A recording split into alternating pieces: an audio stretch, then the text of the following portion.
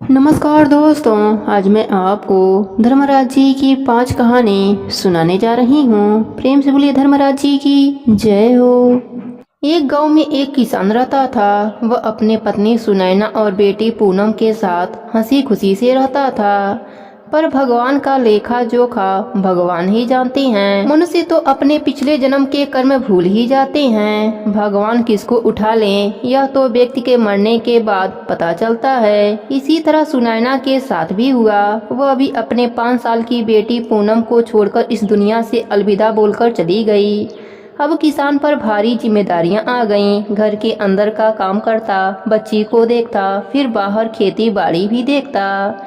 लोगों के कहने पर वह दूसरा विवाह कर लिया। दूसरी बीवी का नाम भोली था, पर नाम के विपरीत थी। वह बहुत ही चालाक थी। वह पूनम को फूटी आंख भी नहीं देखती थी। इन नफरतों के बीच पूनम धीरे धीरे बड़ी होने लगी। एक दिन अपने सहेली के साथ खेलते खेलते गांव की एक काकी के घर गई। वहां पर उसने देखा एक मूर्ति को फूल माला चढ़ा है, धूप अगरबत्ती जला है। उसने काकी से पूछा, काकी यह कौन से भगवान हैं? इनकी पूजा करने से क्या होता है? तब काकी ने बताया, यह धर्मराज जी हैं। यह पापियों को दंड देकर उन्हें सजा देते हैं और इनकी पूजा हर प्राणियों को करना चाहिए। इनकी पूजा करने से अनजाने में हुए पापों से छुटकारा मिल जाता है। मनुष्य को इहलोक में सुखों की प्राप्ति होती है और मरने के बाद धर्मराज जी की कृपा से उसे स्वर्गलोक का सुख मिलता है। अगर मनुष्य धर्मराज जी का नित्य नियम नहीं निभाता है तो उसके लिए स्वर्गलोक का दरवाजा नहीं खुलता है। पूनम ने कहा, काकी धर्मराज जी की एक छोटी सी कहानी सुनाइए ना। फिर मैं भी धर्मराज जी की कहानी याद करके धर्मराज जी का नित्य नियम निभाऊंगी। मुझे भी बहुत दुख है। मेरी सौतेली माँ मुझे बहुत मारती हैं। मेरी सौतेली बहन गलती करके आरोप मुझ पर लगा देती है, जिसके वजह से मुझे बहुत मार पड़ती है। मैं भी धर्मराज जी का नित्य नियम निभाऊंगी, जिससे मुझे इहलोक में सुखों की प्राप्ति होगी। काकी एक आप छोटी सी कहानी सुनाइए ना। फिर काकी ने पूनम को एक धर्मराज जी के नित्य नियम की कहानी सुनाती हैं। वह कहानी इस प्रकार से है। एक समय की बात है, एक राज्य में एक राजा राज्य करता था। वह राजा बड़ा धर्मात्मा और दयालु था। उसके राज्य में हरिदास बिस्लू नाम के ब्राह्मण निवास करते थे। उनकी पत्नी भी बहुत सुशील और धर्मवती थी, जिसका नाम गुणवंती था। हरिदास बिस्लू भगवान के बहुत बड़े भक्त थे। उनकी पत्नी भी बिस्लू भगवान की भक्त और पतिव्रता थी। उसने सभी देवताओं के व्रत किए, पर धर्मराज जी की सेवा कभी नहीं करी। वह बड़े ही श्रद्धा से एकादशी का व्रत करती हुई अपने शक्ति के अनुसार दान भी करती रहती थी और अतिथि सेवा से कभी भी विमुख नहीं हुई। इसी प्रकार धर्मपरायण व्रत अवस्था में वह मृत्यु को प्राप्त हुई। धर्म के प्रभाव से यमदूत उसे आदर पूर्वक धर्मनगरी ले गए। वहां पहुंचने के बाद चित्रगुप्त जी उसके पूर्व जन्म के की गई पाप पुण्य का लेखा जोखा पढ़कर सुनाया। धर्मराज जी गुणवंती के भक्ति और पतिव्रत धर्म को देखकर प्रसन्न हुए, पर कुछ उदासी भी उनके मुखमंडल पर झलकती हुई गुणवंती को दिखाई दिया। धर्मराज जी को उदास देखकर गुणवंती ने निवेदन किया कि हे प्रभु, कोई बुरा काम नहीं किया, फिर भी आप उदास क्यों हैं? इसका कारण बताइए। धर्मराज जी ने कहा, हे देवी, तुमने व्रत आदि से सब देवों को संतुष्ट किया, परंतु मेरे नाम से तुमने कुछ भी दान पुण्य नहीं किया। यह सुनकर गुणवंती ने कहा, हे प्रभु, मेरा अपराध क्षमा करें। मैं आपकी उपासना नहीं जानती थी। अब आप कृपा करके उपाय बताइए, जिससे मनुष्य आपके प्रीति का पात्र बन सके। यदि मैं आपके भक्ति मार्ग को आपके मुख से श्रवण कर वापस मृत्यु लोक में जा सकूं, तो आपको संतुष्ट करने का उपाय करूंगी। धर्मराज जी ने कहा, सूर्य भगवान के उत्तरायण में जाते ही जो मकर संक्रांति आती है, उस दिन से मेरी पूजा शुरू करनी चाहिए। इस प्रकार एक वर्ष मेरी कथा सुने और मेरी पूजा करें। इसमें कभी नागा न करें। आपातकाल आने पर भी मेरे धर्म के 10 अंगों का पालन करते रहें। संतोष करना, क्षमा भाव रखना, नियम द्वारा मन को बस में करना, किसी के वस्तु को नहीं चुराना, मन से स्त्री और पुरुषों से बचना, यानी मन की शुद्धि और शारीरिक शुद्धि, इंद्रियों को बस में रखना, बुद्धि की पवित्रता, यानी मन में बुरे विचार न आने देना, पूजा पाठ और कथा श्रवण करते रहना, व्रत रखते रहना और उसके अनुसार दान पुण्य करते रहना, सत्य बोलना, क्रोध न करना, यह 10 धर्म के लक्षण हैं। और मेरी कथा को नियम से सदा सुनते रहें, पढ़ते रहें और यथाशक्ति दान पुण्य और परोपकार करते रहें। जब साल भर बाद फिर मकर संक्रांति आए तब उद्यापन कर दें। सोने के या असमर्थ हो तो चांदी की मूर्ति बनवाकर किसी विद्वान ब्राह्मण के द्वारा पूजन हवन आदि करें। मूर्ति की प्राण प्रतिष्ठा करके पंचामृत से स्नान करा के खडोपचार से उसकी पूजा करें। साथ में चित्रगुप्त जी की भी पूजा करें और सफ़ेद काले तिलों के लड्डुओं का भोग लगाएं। उसके बाद ब्राह्मण को भोजन कराएं और बांस की छावड़ी में 5.25 सेर धान ज्वार किसी मंदिर में या ब्राह्मण को भेंट करें। स्वर्ग में चढ़ने के लिए सोने या चांदी की सीढ़ी धर्मराज जी के मंदिर में दान करें। इसी के साथ सुंदर बनी सैया, मुलायम गद्दा, रजाई और तकिया, इसके अलावा कंबल, पादुकाएं, लकड़ी या डंडा, लोटा, डोरी और 5 कपड़े भी धर्मराज के मंदिर में दान करें। अगर सामर्थ्य हो तो चित्रगुप्त के नाम से काली या सफ़ेद गाय धर्मराज जी के मंदिर में दान करें। गुणवंती ने धर्मराज जी से प्रार्थना करी, हे प्रभु, यदि ऐसी बात है तो यमदूतों से मुझे छुड़वाकर फिर संसार में भेज दीजिए, जिससे मैं आपकी कथा का प्रचार कर सकूं।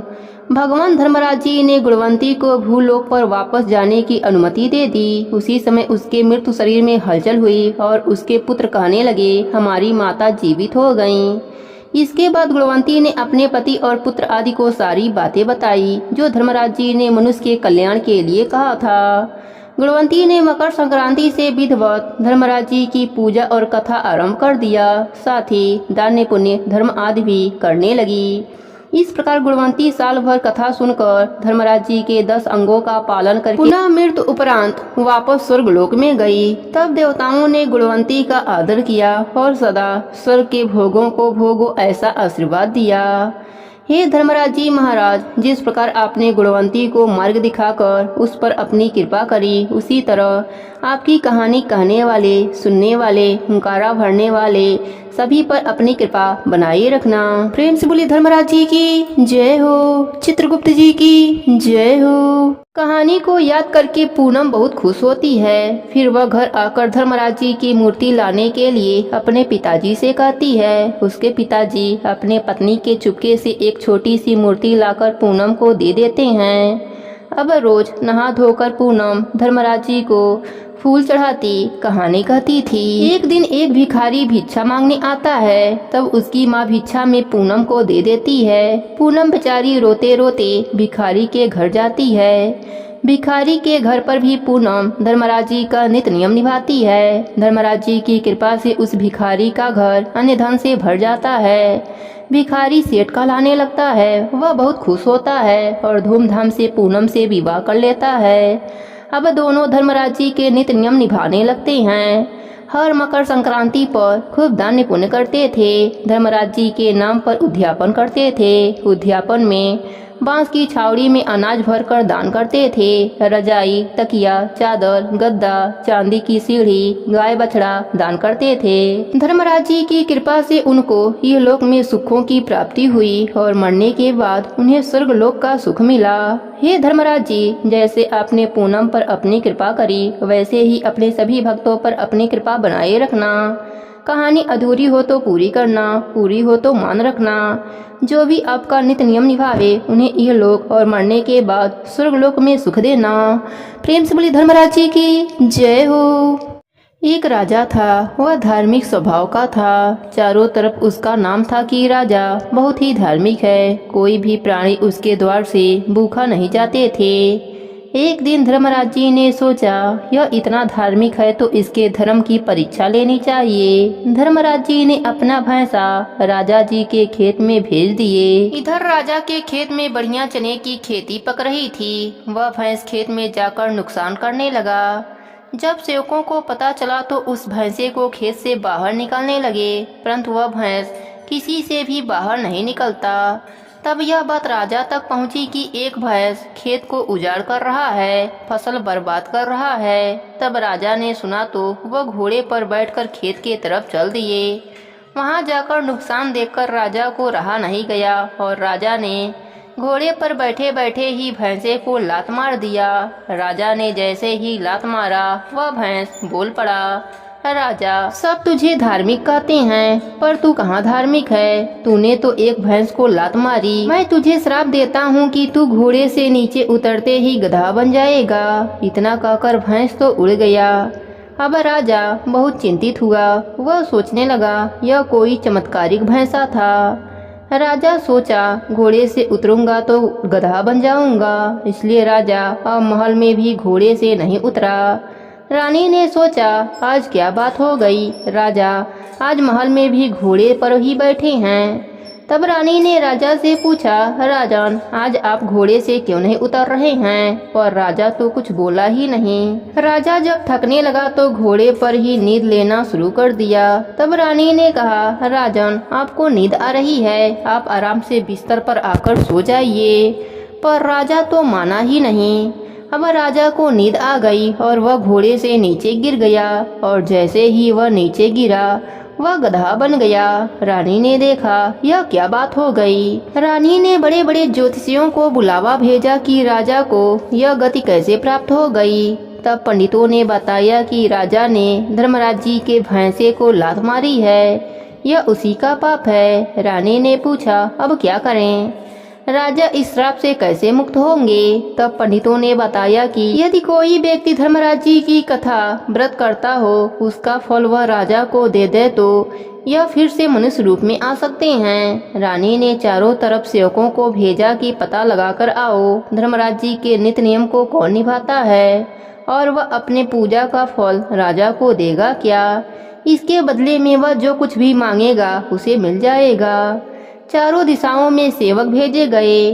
तब एक बात पता चली कि चमार की पत्नी धर्मराज जी की कथा कहानी करती है। सेवक उस चमार के पास गया और उसको सारी बात बताई और कहा कि उसकी पत्नी को उसके साथ भेज दो। परंतु वह चमार बोला, मैं अपने पत्नी को धर्मराज जी के कथा का फल तो देने दूंगा, पर मेरी भी कुछ शर्तें हैं। सेवकों ने कहा, बताओ तुम्हारी क्या शर्त है। तब उस व्यक्ति ने कहा कि पहले तो रानी उस राजा को मेरे घर पर कथा सुनाने के लिए लेकर आवे, और दूसरी जब कथा समाप्त हो जाए जिस पानी में मैं चमड़ा धोता हूँ उस पानी में से रानी एक अजली पानी पी ले तो मैं मदद कर सकता हूँ।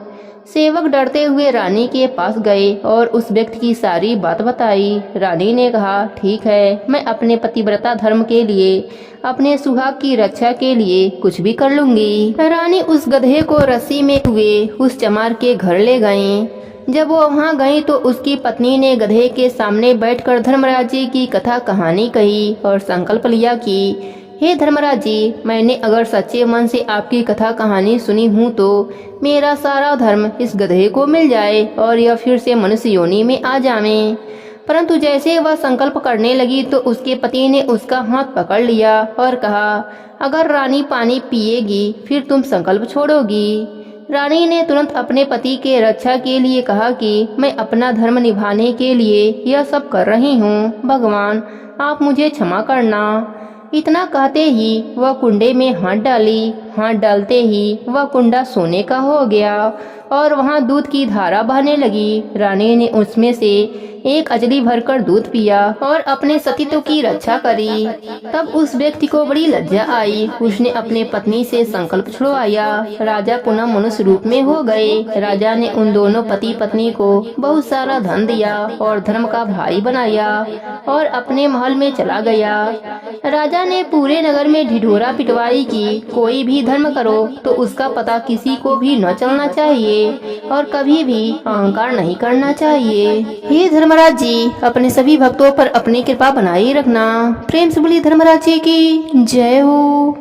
एक समय की बात है, एक गांव में लाल बचन नाम के एक सेठ जी रहते थे। वह बहुत अमीर थे। उनकी पत्नी सुशीला और उनकी दो बेटियां रीमा और सीमा एक ही साथ रहते थे। रीमा 6 साल की थी और सीमा अभी 6 महीने की हुई थी। तभी उसकी माँ की मृत्यु हो गई। सेठ अपने छोटी बेटी को अपने पत्नी के मृत्यु का कारण मानता था। अपने बड़ी बेटी को अच्छे अच्छे कपड़े और अच्छे खाने को देता और छोटी बेटी को फटे पुराने कपड़े और बचा हुआ जूठा भोजन देता था।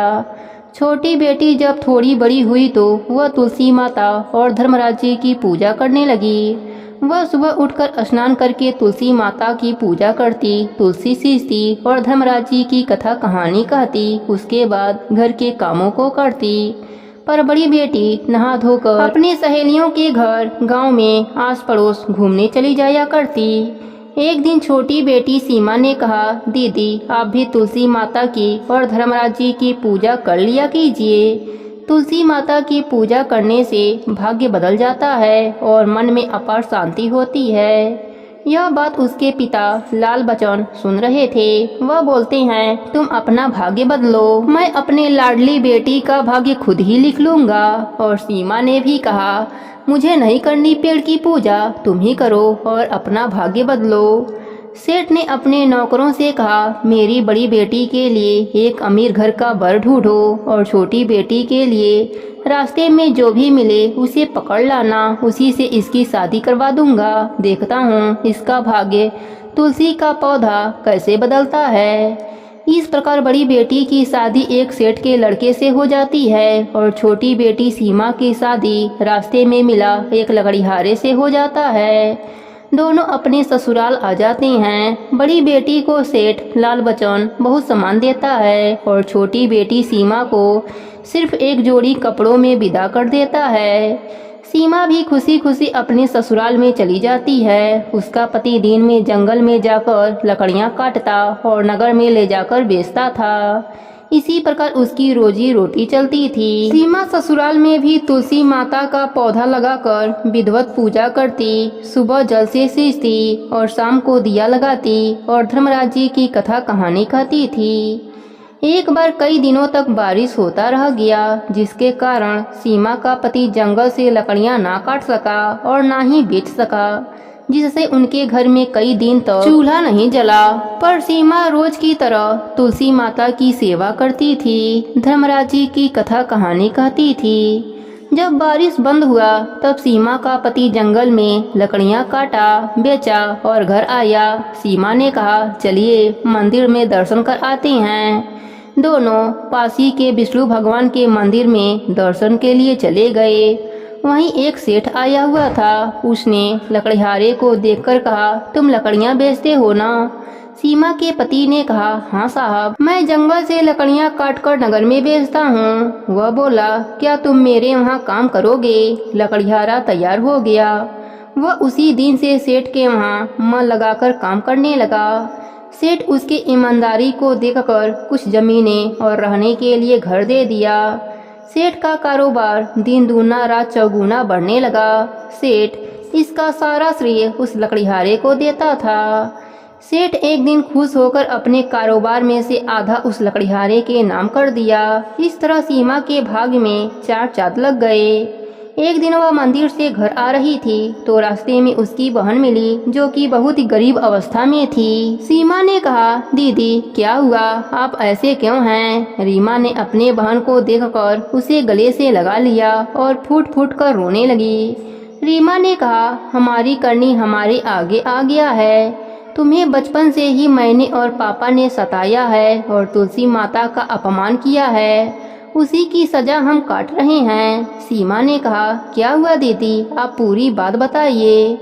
तब रीमा ने बताया, मेरे पति की हालत बहुत खराब है, घर का पूरा धन समाप्त हो गया है। उसके इलाज में पिताजी के भी कारोबार में घाटा लग गया। उनके पास भी कोई भी काम नहीं रहा, यहाँ तक कि वह अपने हाथ से बनाते और खाते हैं। उनकी स्थिति ऐसी हो गई है कि वह भोजन भी भर पेट नहीं जुटा पाते। वह भी अब पछता रहे हैं कि तुलसी माता का श्राप हमें लगा है। सीमा जब अपने पिता की ऐसी हालत सुनी तो वह तुरंत ही अपने पिताजी के घर पहुंची। उसने पहले तुलसी माता का जहां वृक्ष लगा था वहां गई, पर वहां उसके जाने के बाद किसी ने उसमें जल नहीं डाला, इस कारण वह सूख गया था। वहाँ पर सीमा ने दूसरा पौधा लगाया, सींचा और अपने पिताजी के पास गई। उसके पिताजी अपनी छोटी बेटी को देखकर उससे माफी मांगने लगे और तुलसी माता से भी माफी मांगी। इस प्रकार दोनों बहनों के साथ लाल बचन ने भी तुलसी पूजा करी, धर्मराज जी की कथा कहानी सुनी। सीमा ने अपने बहनोई के इलाज के लिए पैसे दिया। अब सब लोग रोज सुबह उठकर तुलसी पूजा करने लगे, धर्मराज जी की कथा कहानी सुनने लगे। इस प्रकार उनकी स्थिति धीरे धीरे ठीक होने लगी। धर्मराज जी और तुलसी माता का नित्य नियम निभाने से उनके स्वास्थ्य ठीक हो गए। घर में अन्य धन का भंडार भर गया। हे तुलसी माता, हे धर्मराज जी, अपने सभी भक्तों पर अपनी कृपा बनाए रखना। प्रेम से बोले धर्मराज जी की जय हो, तुलसी माता की जय हो। एक समय की बात है, एक गांव में एक भाई बहन रहते थे। बहन बाल विधवा थी।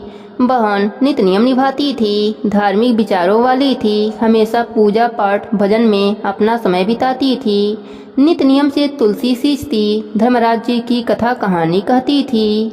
इस बात से भाई की पत्नी को बहुत गुस्सा आता। एक दिन उसने तुलसी माता का पौधा उखाड़कर घर के बाहर फेंक दिया और ताने मारने लगी। बहन से भाभी के ताने सहन नहीं हुए। वह अपना तुलसी का गमला उठाकर गांव के बाहर चली गई।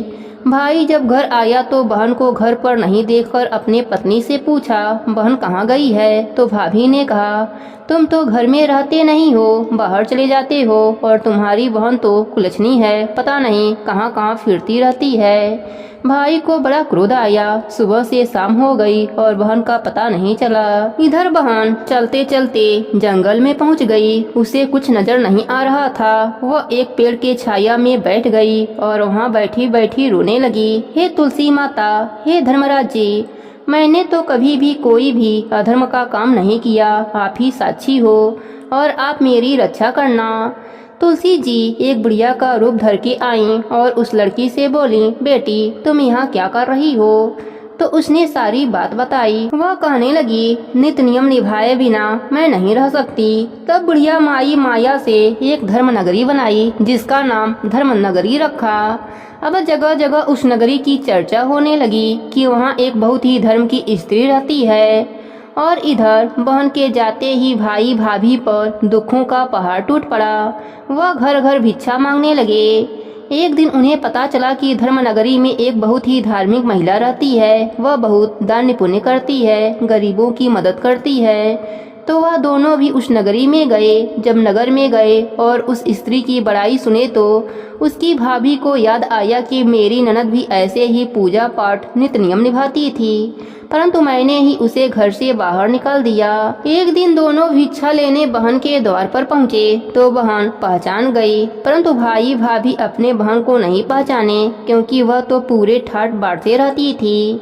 तब भाभी की आंखों में पानी भर आए तो उसने पूछा, आप क्यों रो रही हैं? भिक्षा कम हो तो और ले जाओ, या कोई और तकलीफ हो तो बोलो, मैं तुम्हारी क्या सहायता कर सकती हूँ। तब भाभी और जोर जोर से रोने लगी और पैरों में गिर पड़ी और माफी मांगने लगी। तब वह बोली, आप लोग कौन हैं? तब वह बोली, ननद बाई साहब मुझे क्षमा कर दो, परंतु आपकी आवाज से मैंने तो आपको पहचान लिया है। मैंने आपको बहुत बुरा भला कहा है और आपकी तुलसी माता को भी उखाड़ कर फेंक दिया है। अब भाई को सारी बात पता चल गया कि यह हमारी दशा ऐसा क्यों हुई है। भाई अपने पत्नी को डंडा से मारने लगा। सब बहन बोली, इससे गलती हो गई, इन्हें क्षमा कर दो। मेरी तो तुलसी माता और धर्मराज जी ने बहुत रक्षा करी है, यह सब उन्हीं की दिया हुआ है। तब उसने तुलसी जी और धर्मराज जी से प्रार्थना की, हे माता, हे प्रभु, जो मेरे भाग्य में हो वह मुझे दे दो और अपनी माया समेट लो। तुलसी जी और धर्मराज जी प्रसन्न हुए, उसे खूब अन्य धन दिया और अपनी माया नगरी को समेट लिया। अब भाई अपने बहन को लेकर अपने घर आ गया। अब उसका घर अन्य धन से भर गया और वह सब खुशी खुशी से साथ में रहने लगे। अब ननद और भाभी मिलकर तुलसी सींचते और वहीं बैठकर धर्मराज जी की कथा कहानी का नियम करते थे। धर्मराज जी और तुलसी माता की कृपा से उनको इहलोक में सुखों की प्राप्ति हुई और मरने के बाद स्वर्गलोक का सुख मिला। प्रेम से बोले धर्मराज जी की जय हो, तुलसी माता की जय हो।